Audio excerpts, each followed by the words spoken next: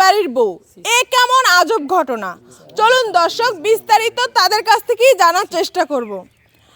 আচ্ছা আন্টি, আপনি তো মানে আপনার আপনার মেয়ে আর আপনি এই একই বাড়ির বউ, মানে এটা মানে কেমন আজব কথা আমাদের একটু বলবেন? মা কি কম দুঃখের কথা, বিয়াই ডেইলি আমার বাড়িতে যায়, কথাবার্তি কয়ার পরে একদিন প্রস্তাব দিল। তো আমি চিন্তা ভাবনা করলাম আমারও তো কেউ নাই, আর মেয়েটা যখন বিয়ের পোলার কাছে দিছি তাহলে এখন আমার দেখার মতো তো কেউ নাই, ঘরে অচল হয়ে পড়ে থাকলে কে দেখবো কে কী করবো, তাহলে যাই আমি তাহলে রাজি হই। পরে বিয়ে আর আমি দুইজনে রাজি হয়ে পরে বিয়েটা বসি। কিন্তু মা তুমি কাজটা ঠিক করো না গা। আচ্ছা আপু, এই যে আপনার বিয়ের পরে কি মানে তারা বিয়ে করছে না তারা বিয়ে করে আপনারা করছেন? আমার বিয়ের পরে। আপনার বিয়ের পরে আপনার মা এইবারই বউ হয়ে আসছে, তাই তো, আপনার শ্বশুরের সাথে? যে এর কথা আমি বলতে চাই না, কিসের জন্য উনি যে আমার মা বলতেও আমার এখন ঘৃণা করতেছে, আমার মা হয়ে গেছে কেমন, আমার শ্বশুর। এখন আমি তাকে কিভাবে আচ্ছা আপনার শাশুড়ি এখন আপনার মা, এটার অনুভূতি কি আমাদের একটু জানান। এটা অনুভূতি না, বলেন যে এটা কষ্টটা কতটা। এই যে আপনি যেমন আইছেন না, এরকম আপনার মতো মনে হয় প্রত্যেকটা দিন 8 থেকে 10 জন আসে এরকম করে ভিডিও নিয়ে যায়, গ্রামে মান সম্মান দেখাতে পারতেছি না। অনেকজনে বলছে কিরে আগে যারা শাশুড়ি করতেন তার কি মা কবি না আবার শাশুড়িয়ে কবি।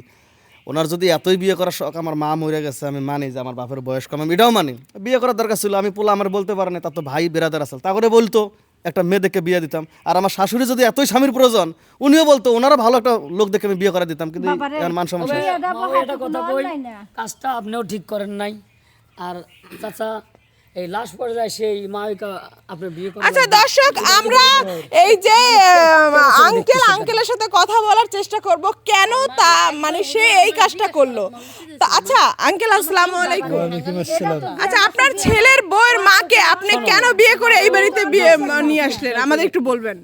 আসলে কি ম্যাডাম, আমার অনেক দিন আগে আমার স্ত্রী মারা গেছে। আচ্ছা এইভাবে আমি একাকত্ব জীবন অনেক দিন থেকে কাটাচ্ছি। এখন অনেকে আমাকে বলছে যে তুমি আবার বিয়ে করো, আবার সংসার করো।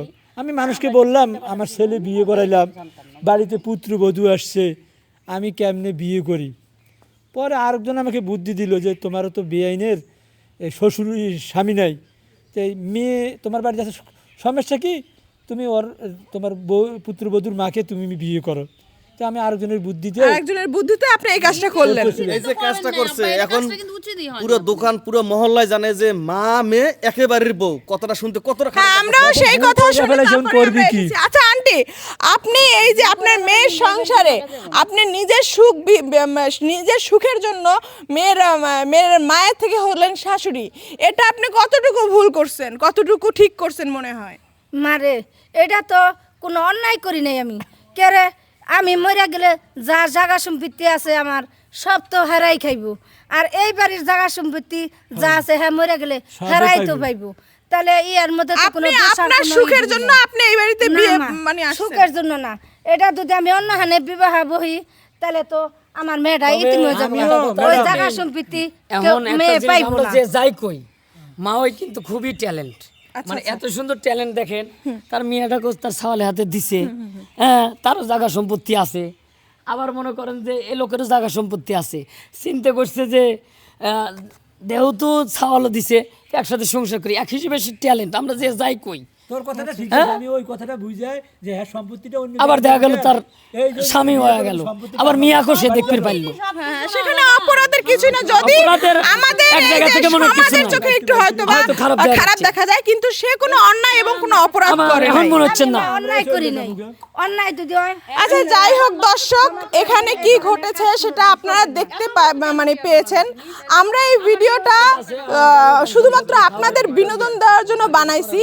এইখান থেকে আপনি কি বুঝতে পারলেন, কার অপরাধ কার ভুল, আপনারা অবশ্যই মূল্যবান মতামত কমেন্টে জানিয়ে যাবেন। আর আমাদের ভিডিওটা যদি ভালো লাগে অবশ্যই লাইক